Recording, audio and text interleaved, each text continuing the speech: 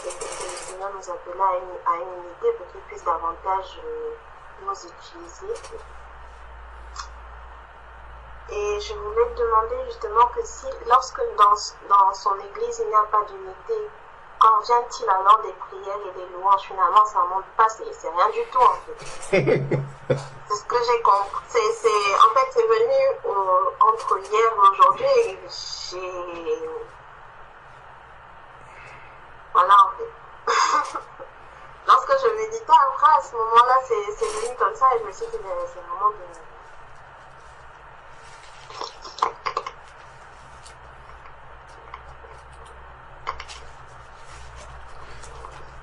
Qu'est-ce que le Seigneur dit dans Matthieu ?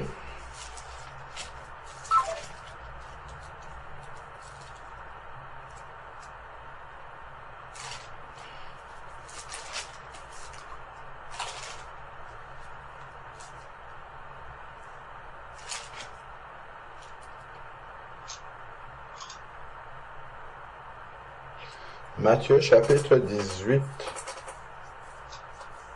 verset 19.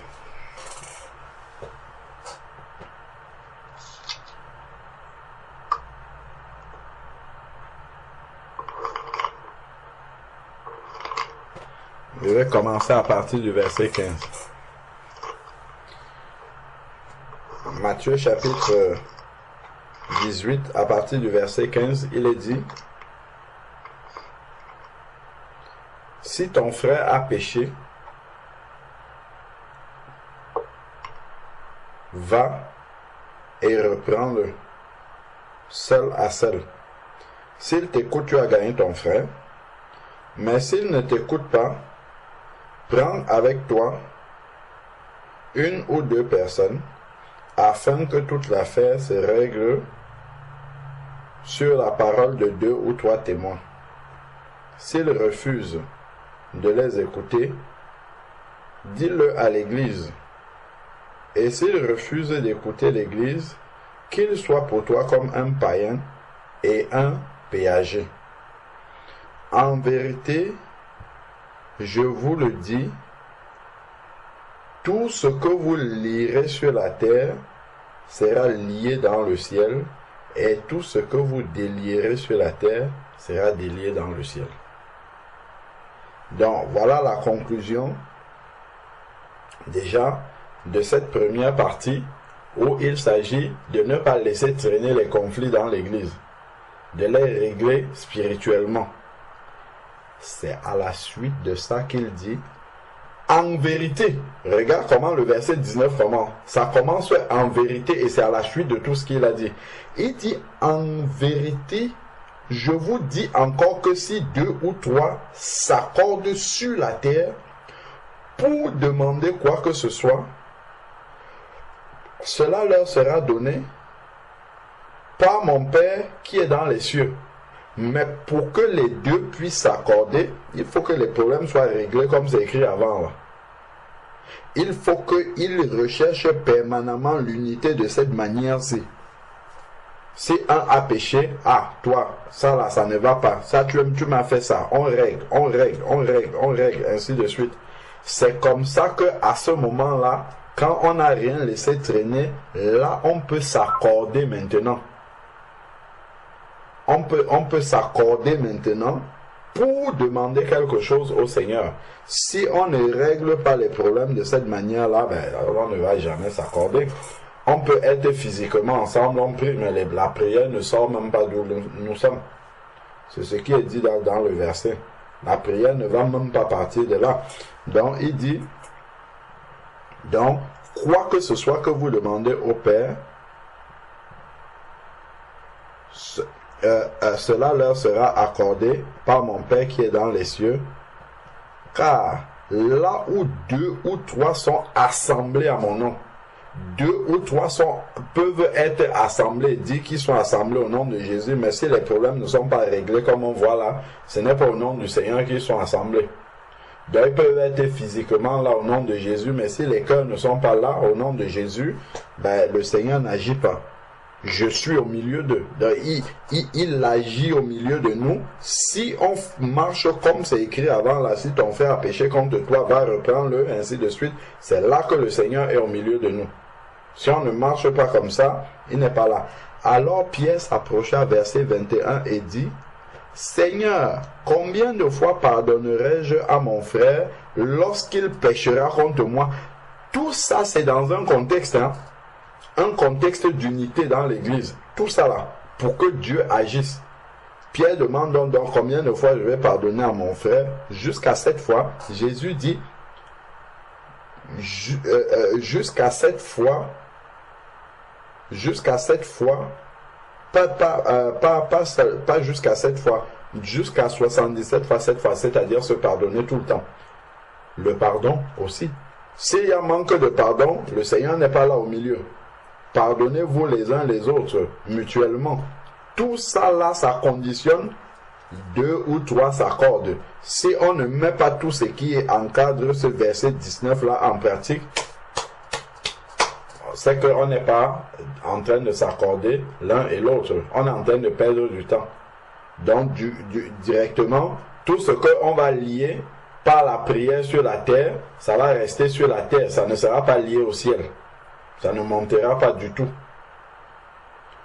Pour que ça monte justement, il faudrait que nous soyons dans cet état d'esprit-là. Et ensuite, il dit, tout ce qui sera délié au ciel, c'est ça, tout ce que vous délierez sur la terre sera délié au ciel. C'est-à-dire que les prières monteront, c'est ça. Ce que je vais demander au Seigneur sur la terre sera également dans le ciel. Je vous dis, tout ce que vous lirez sur la terre sera lié dans le ciel. Tout ce que vous délirez, donc, c'est de cette manière, en marchant de cette manière-là que les prières vont monter. En dehors de ça, pas du tout. Amen. Amen. Je peux ajouter encore, si nous regardons encore le verset de Matthieu 18, le Seigneur va nous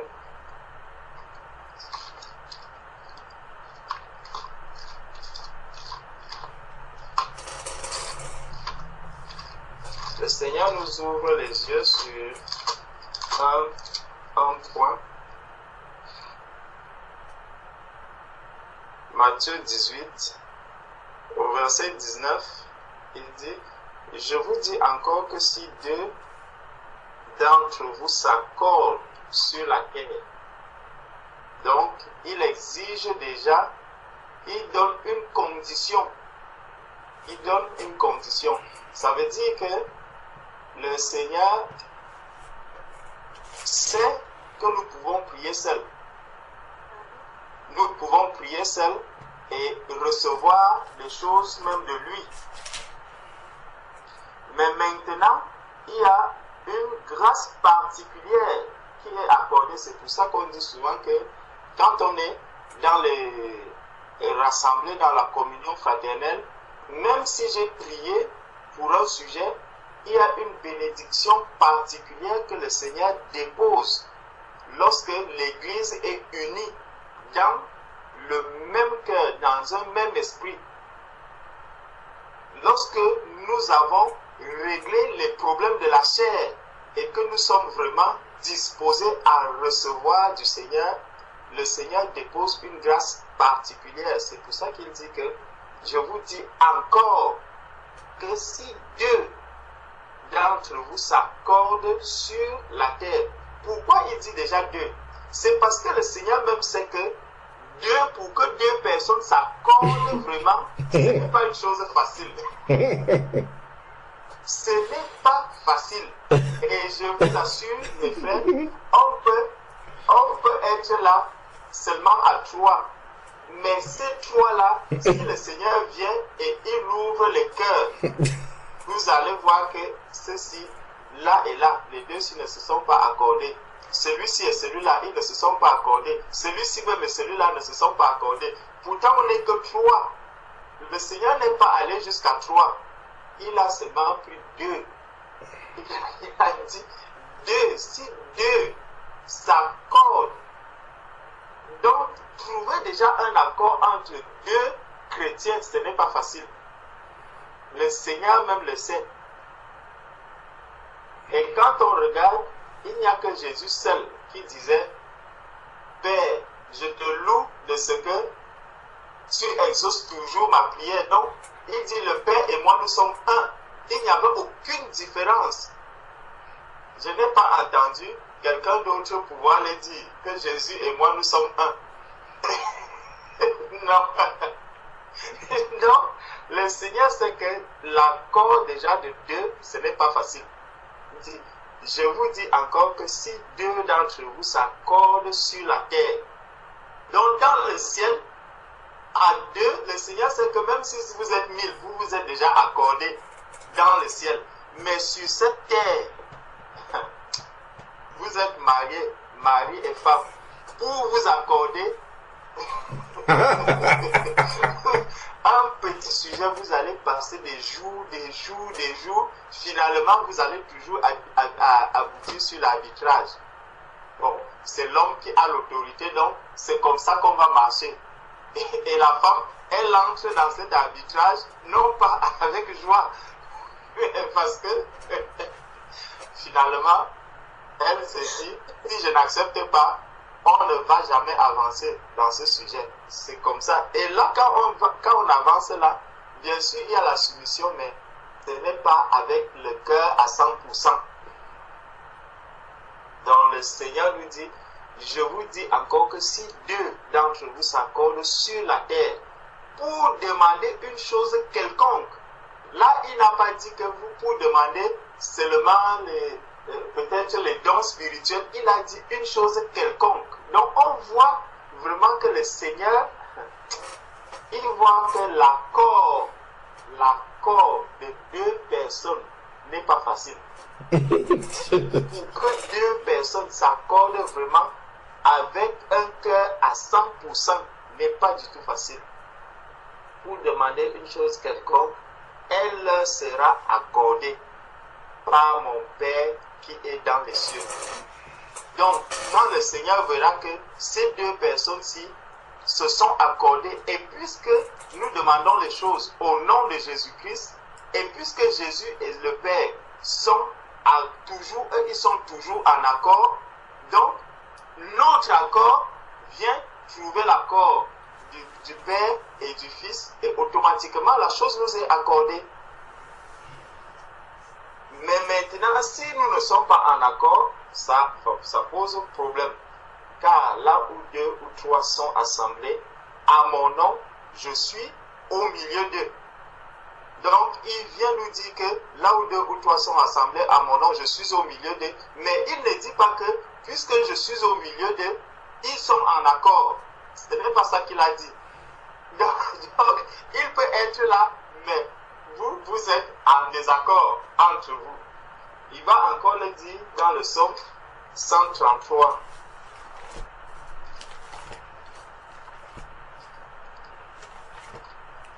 Prenons le psaume 133.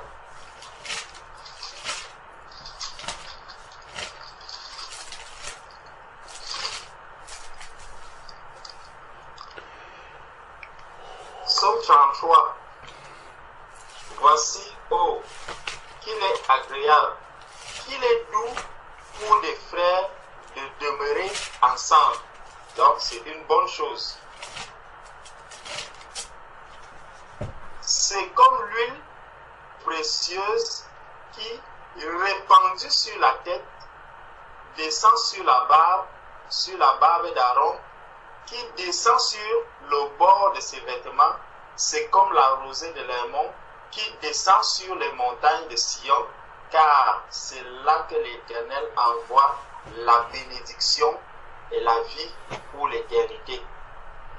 Amen. Donc, lorsque nous sommes dans l'unité, le Seigneur nous dit que c'est comme lorsque les frères demeurent ensemble dans cette unité, c'est comme l'huile précieuse qui est répandue sur la tête.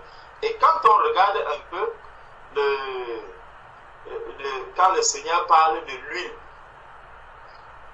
ça me rappelle dans Jacques. Regardons un peu Jacques chapitre 5. dans Jacques chapitre 5, où le Seigneur nous parle de cette huile, parce qu'ici il dit que c'est comme l'huile qu'on verse, comme l'huile précieuse qui est répandue sur la tête, descend sur la barbe d'Aaron. Donc, dans Jacques chapitre 5, il y a une mention qui est faite au sujet de l'huile.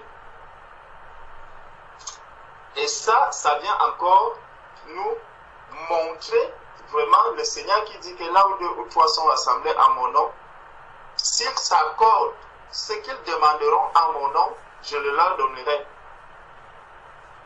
Jacques chapitre 5, à partir du verset 13.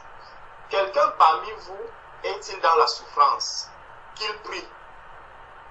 Donc quand quelqu'un souffre, tout seul, il va se mettre à prier. Quelqu'un est-il dans la joie?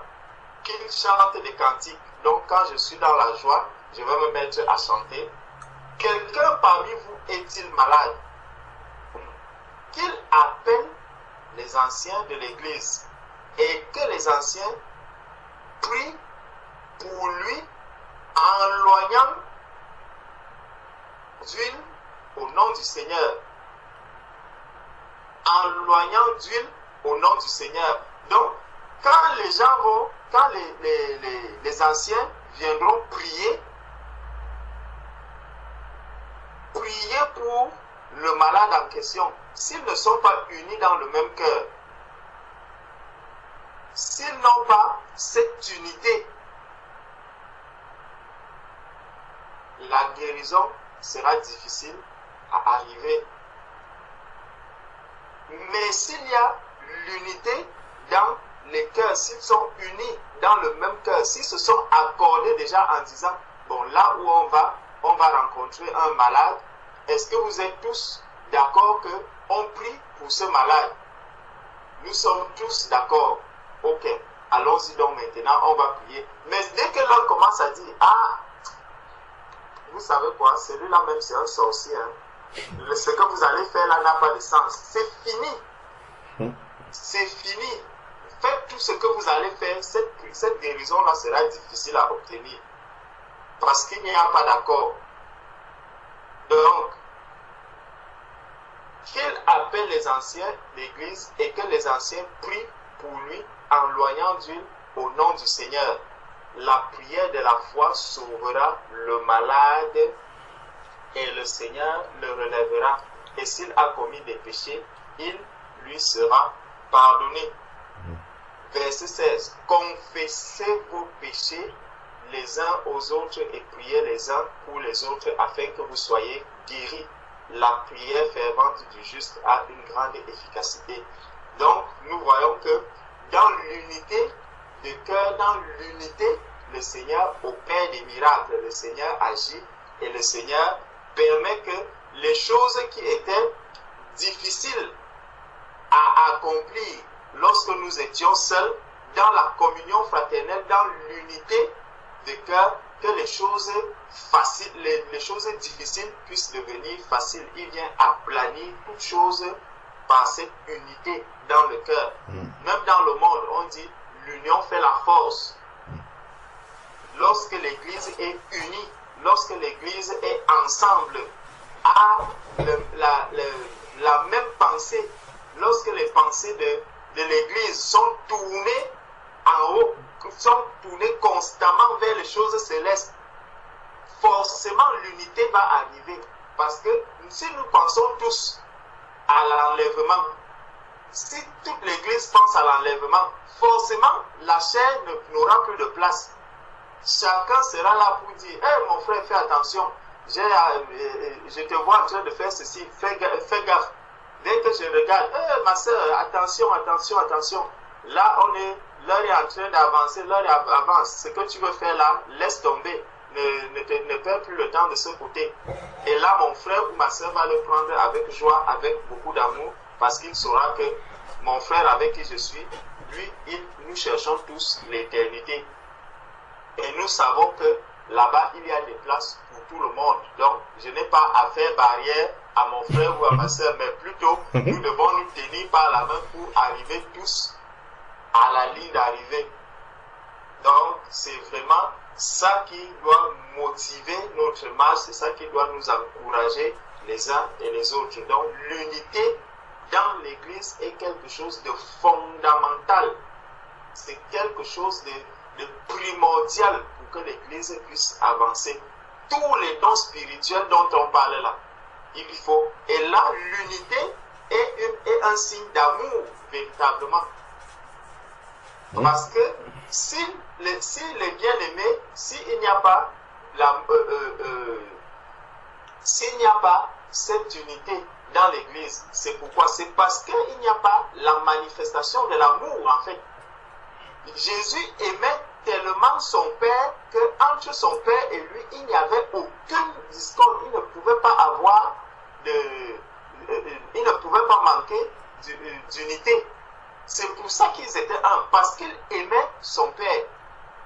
Donc si j'aime mon frère, je serai vraiment en unité avec lui. Je vais toujours m'accorder avec mon frère. Si j'aime ma soeur, nous allons toujours nous accorder. Si j'aime le Seigneur, je vais toujours m'accorder avec mon Seigneur. Mais si je n'aime pas le Seigneur, et le Seigneur nous dit quoi? Celui qui m'aime, c'est celui qui garde mes commandements. Donc dès que l'affaire du commandement arrive, là, je comprends que ce que Dieu me demande là est aussi trop fort. Pourtant, il dit que mon joug est léger. Donc, je vais refuser d'aimer mon frère parce que quand je verrai que mon frère, quand je donne déjà un sujet de prière, je donne un sujet de prière sur mon mariage, regarde comment lui vient traiter ce sujet de prière. Je vais me dire, je ne vais plus apporter les sujets de prière. Non, mes frères, mais c'est apporter des sujets. Tout ça, c'est l'amour de Dieu, l'amour pour la vérité. C'est par amour pour la vérité parce qu'il faut qu'on arrive tous. Que le diable ne détourne pas l'un de nous en chemin. Non, nous devons tous arriver. Ça, c'est l'amour véritable, l'amour de Dieu. C'est cet amour que nous sommes en train de manifester. Donc, nous devons nous aimer les uns les autres d'un amour, l'amour de Christ. Et avec cet amour-là, nous allons arriver à pouvoir avoir cette unité de cœur, à pouvoir être un. Et là, nous allons arriver tous ensemble jusqu'à la ligne d'arrivée. Vraiment que le Seigneur nous donne de pouvoir avoir cette unité de cœur, de pouvoir nous aimer les uns les autres. Parce que si nous nous aimons, il y aura forcément l'unité. Même quand mon frère va m'exhorter, j'accepterai l'exhortation par amour, parce que je sais que ce que mon frère me dit, c'est pour mon bien, c'est pour que je ne reste pas à la traîne, mais pour que j'avance. Donc que nos cœurs soient disposés vraiment à recevoir tout ce que le Seigneur a déposé en chacun de nous. Amen. Amen. Amen. Amen. Gloire à Dieu. Amen. Mon nom de famille signifie d'ailleurs l'union fait la force. Gloire à Dieu. Amen.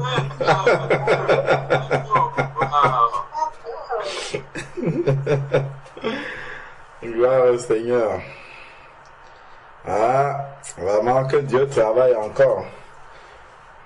En général, les soucis avec les frères et sœurs, ça vient souvent de quoi? Ah, pourquoi il m'a dit ça, il se prend pour qui? C'est souvent comme ça que ça vient. Pourquoi il me dit ça? Tu dis la vérité à un bien-aimé, tu deviens son ennemi directement. C'est ça, hein? Et ça, en fait, c'est un problème d'amour, hein? On déplace souvent, mais c'est juste un problème d'amour. C'est juste un problème d'amour parce qu'on n'est pas parfait dans l'amour, en fait. C'est pour ça. C'est pour ça, effectivement, qu'on va mal prendre en se disant, bon, voilà, il ne m'aime pas, pourquoi il me dit ça, et ainsi de suite. Alors que lui, justement, même s'il se trompe, hein, c'est-à-dire qu'un frère peut te donner un conseil, peut te reprendre sur quelque chose en se trompant. Mais ce que tu dois chercher, même s'il s'est trompé, c'est de voir quelle était l'intention derrière. Est-ce qu'il a voulu t'aider à progresser, même en se trompant, Donc c'était motivé par l'amour ou est-ce que vraiment il a voulu te nuire? Bon, et en général, le malin vient toujours nous mettre dans les oreilles, lui, il a voulu te nuire, il ne t'aime pas. Il faut que tu le quittes. Il faut que tu le laisses. Ne lui parle plus. Parce que lui, il ne veut pas de ton bien, il veut te nuire, il veut toujours t'accuser. Tu vois, et ça, en fait, c'est comme ça que le malin travaille. Hein. Il travaille comme ça. Et surtout, il va faire en sorte que tu n'ailles pas affronter ton frère pour parler avec lui, pour casser en fait cette mésentente, cette incompréhension. Donc chacun va rester de son côté avec sa compréhension des choses que le malin aura bien alimenté, et de l'autre côté aussi pareil. Et c'est comme ça que ça sépare les cœurs en fait. Ça sépare les cœurs, ça sépare les cœurs. Ce qui fait qu'après, on peut me mettre physiquement ensemble, on prie. Quand on regarde le temps que l'Église passe à prier réellement, parfois on accuse beaucoup, on ne prie pas assez, on ne jeûne pas assez, on ne fait pas ceci assez. Quand vous regardez l'Église primitive, j'ai même l'impression que nous, on en fait plus qu'eux. Mais eux, c'était vite fait. Dès qu'ils disaient quelque chose, bon, la réponse est là. Parce qu'ils étaient, on dit, ils étaient un cœur, une âme. Dieu ne pouvait rien leur refuser. Rien du tout. Rien. On voit que la puissance de Dieu a commencé à diminuer dans l'Église quand les fausses doctrines ont commencé à arriver. Quand les Hyménée et Philette ont commencé à arriver, quand comment on appelle celui qui a abandonné, Démas a commencé à abandonner Paul, c'est là où on voit que la puissance de Dieu a commencé à diminuer. Parce que les cœurs ont commencé à être, quand Barnabas dit, moi je pars là-bas avec Marc, et puis c'est là où on voit vraiment que la puissance de Dieu a commencé à diminuer petit à petit. Pas parce que Dieu est moins puissant, mais parce que l'unité de cœur commence, les cœurs commencent un peu à aller. Donc, pourtant, c'est si réellement l'Église pour peu, regardez, pendant juste l'espace de quelques heures, quand l'Église est réellement dans l'unité, regardez ce que Dieu fait. En quelques heures juste.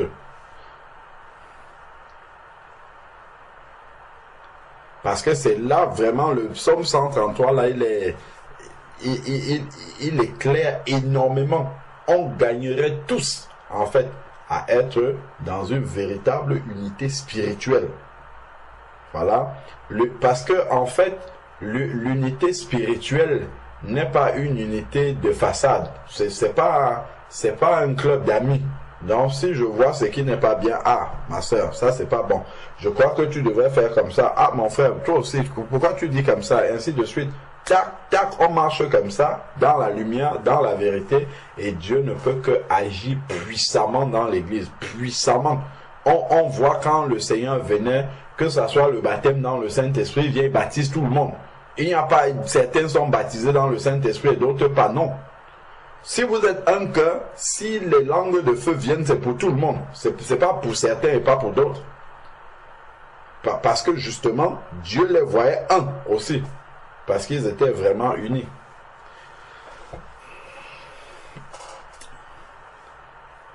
Vraiment que le Seigneur nous aide à chercher. Parfois on cherche des recettes miracles alors que c'est très simple. Hein? C'est hyper simple.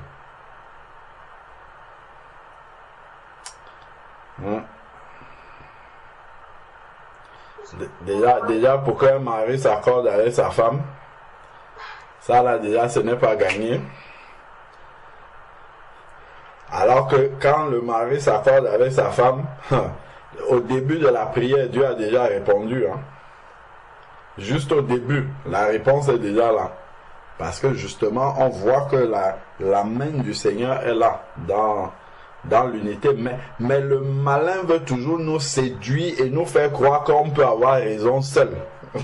On veut avoir l'exclusivité de Dieu seul. C'est-à-dire, moi, la manière dont je fais, j'ai raison seul. C'est moi que Dieu approuve. Et ça fait en sorte que les cœurs ne sont pas purs devant le Seigneur. Et ça, forcément, quand ce n'est pas pur, la bénédiction du Seigneur ne peut pas être, elle ne peut pas être entière, forcément. Parce que Dieu est un Dieu d'unité.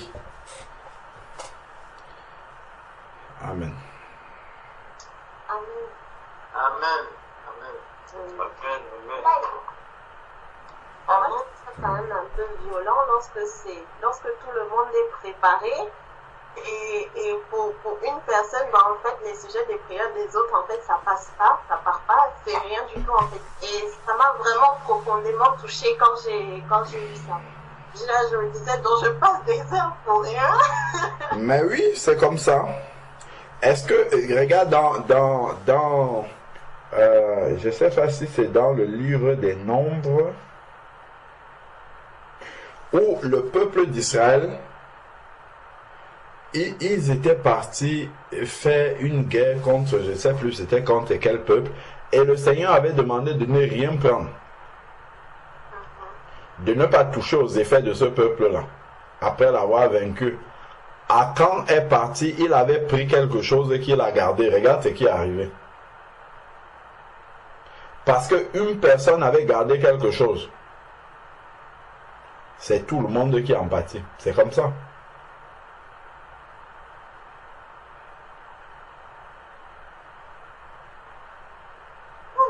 Parce que Dieu lui, nous voit un.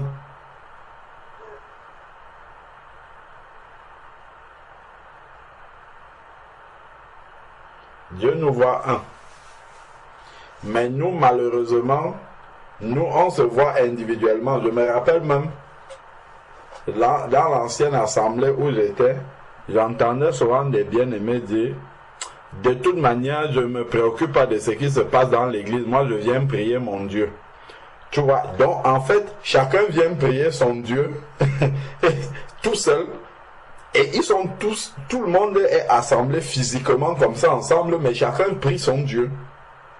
C'est un peu comme si lui, il avait une liaison particulière avec le Seigneur, son frère à côté, peu importe ce que tu penses, toi aussi tu as ta liaison, mais Dieu ne peut jamais agir comme ça, jamais, jamais. Si vous ne venez pas dans l'intention avec la pensée de se dire, ma prière que je vais élever est totalement dépendante de ma relation avec mon frère. C'est ça la croix. Hein? La relation horizontale avec mon frère pour que la relation verticale avec Dieu fonctionne également. Donc si je viens, je dis la relation horizontale avec mon frère, c'est pas grave. L'essentiel pour moi, je viens prier mon Dieu. Il n'y a pas une croix avec un seul bâton. Il faut la relation avec le frère. C'est important, sinon ça ne décolle pas. La prière ne décolle pas. Elle reste là. C'est pas pour rien que le Seigneur dit recherchez la paix avec tous, autant que cela dépend de vous. Ça, c'est déjà avec tous les hommes. N'en parlons pas alors dans l'église. Dans l'église, il faut impérativement rechercher la paix. Si on laisse des failles comme ça où il n'y a pas la paix, c'est terminé. En fait, tout ce qu'on va faire après là, c'est du temps perdu. C'est inutile, en fait, de le faire. On va se mentir à soi-même, on va beaucoup prier, on va beaucoup jeûner, on va faire des choses et tout, mais il n'y a pas les résultats. Parce que justement, si Dieu vient valider les résultats, c'est que en fait, il ne nous aime pas. Pourquoi? Parce qu'il va nous laisser avancer avec des tâches. Et au final, il va dire, attention, ta robe a des tâches. Donc Dieu, il préfère t'arrêter. Quand il n'exauce pas, il ne donne pas des résultats, ça t'amène à te poser des questions. Mais pourquoi il n'y a pas de résultats? Ah, c'est parce que la robe est sale. Il faut peut-être que je m'arrête pour la nettoyer et afin de pouvoir avancer.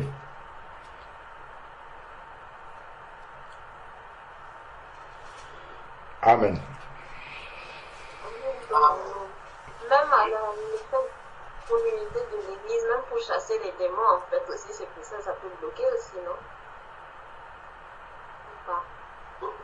Tout tout à fait. Parce que quand le Seigneur nous dit que nous sommes le corps, dans 1 Corinthiens 14, regarde un peu ce qui peut se passer. Tu es malade, tu souffres de la dent, comme ma soeur Adèle nous disait tout à l'heure qu'elle souffrait de la dent. Donc quelqu'un souffre de la dent. Est-ce que vraiment cette personne peut être dans une prière vraiment intense? S'il vient que la dent, ce n'est que la dent qui fait mal. Mais est-ce que c'est la dent qui prie? Tu vois, c'est tout le corps qui est affecté. Tout le corps est affecté. Donc, dès qu'un seul membre au milieu de nous est dans la souffrance, c'est ce que le Seigneur nous dit, et que si un seul membre du corps est dans la souffrance, tout le corps aussi va en souffrir.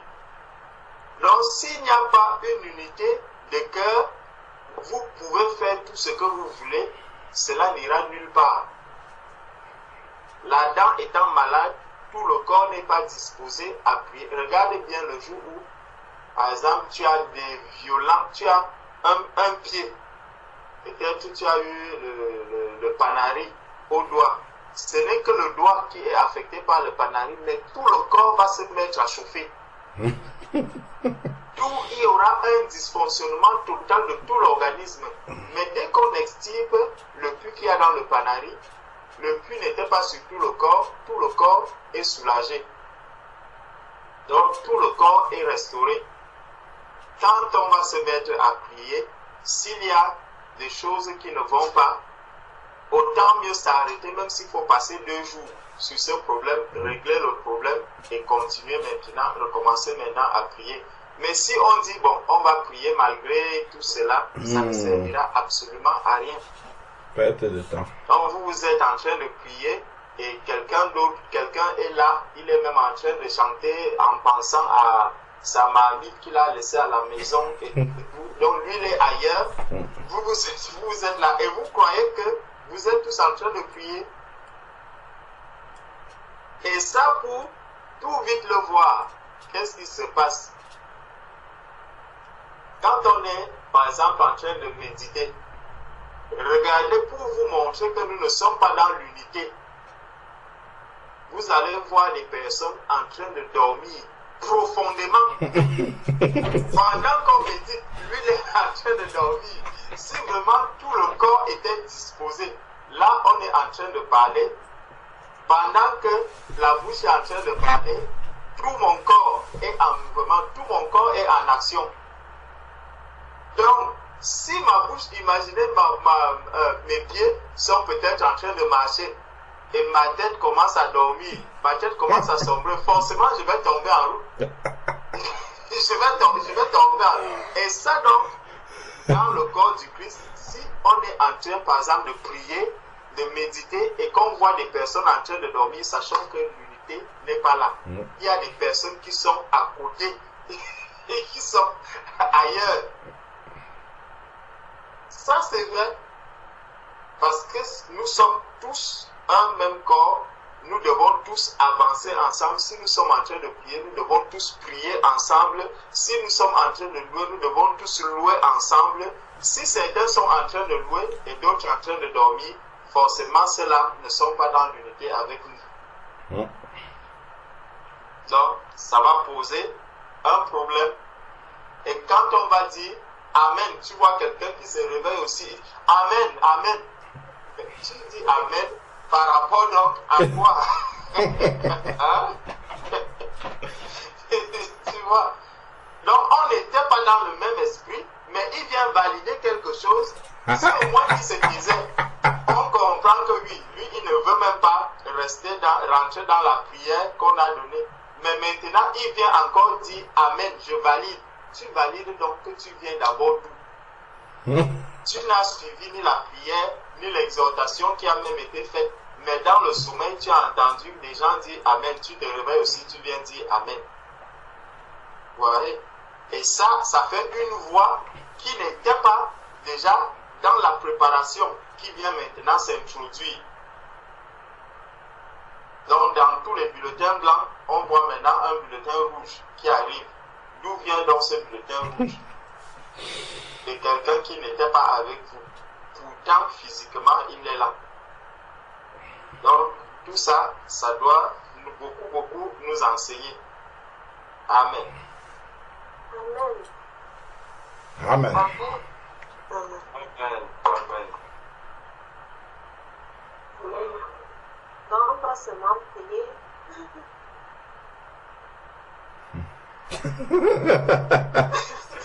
Si chacun peut se poser d'abord la question suivante, quand il va pour une réunion de prière, il se dit, si je ne suis pas bien préparé, dans mon cœur, si mon cœur n'est pas disposé, n'est pas bien comme il faut, en fait les prières ne vont pas monter à cause de moi. Donc mes propres prières ne vont pas monter, et en plus je vais empêcher, c'est moi qui vais venir avec le bulletin rouge dont parle le frère.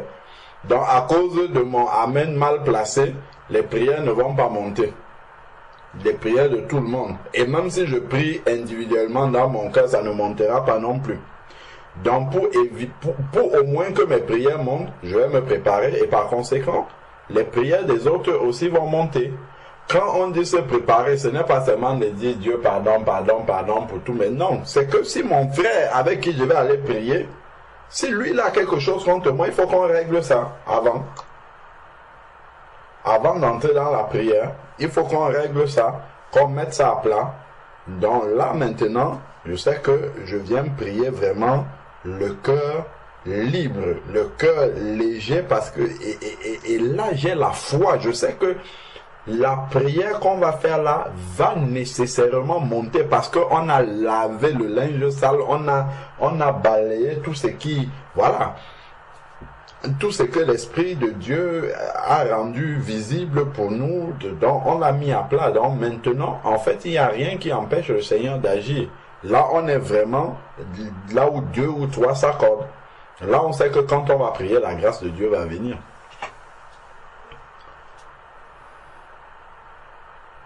Je vais vous donner une astuce que mon frère utilise souvent quand on est ensemble. Quand je suis en train de dormir à côté de lui, il me donne un coup de pied.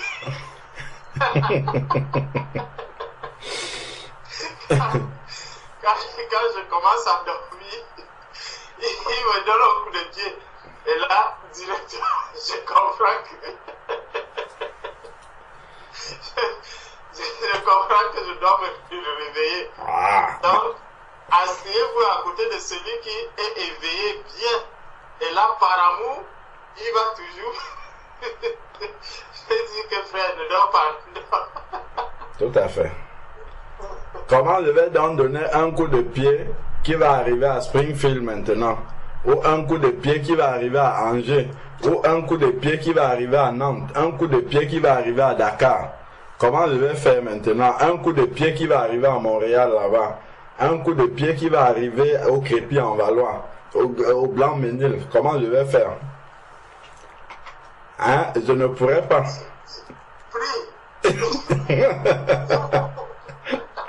Et il n'y a que la caméra qui peut au moins me permettre de dire hey, ma soeur, tu dors, réveille-toi. Si je n'ai pas ça, je suis paralysé. Au moins je peux voir, je dis hey, mon frère, fais attention, ma soeur, fais attention, tu es déjà en train de t'endormir, va laver ton visage. Ah.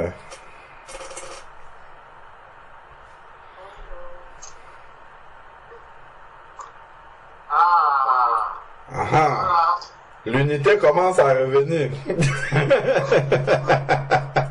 Tu as bien fait de poser la question sur l'unité. Ah là là.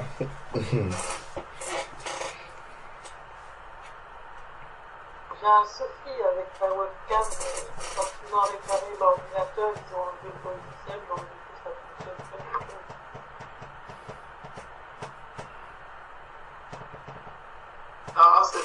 dois nous réveiller maintenant. Tout à fait. Tout à fait. C'est celui qui n'a pas la webcam, qui ne peut pas. Lui doit suivre ce qui vient.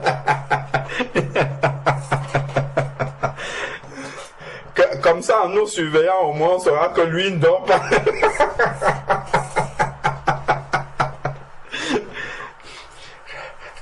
Quand il va dire, frère Georges, oh, tu es en train de dormir, là, on saura que lui ne dort pas. Ah là là là là là là. Que Dieu nous fortifie. Amen. Oui.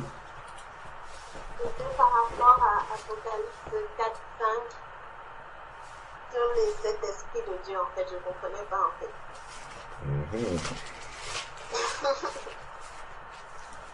Je ne sais pas si vous avez compris ce qu'étaient les 7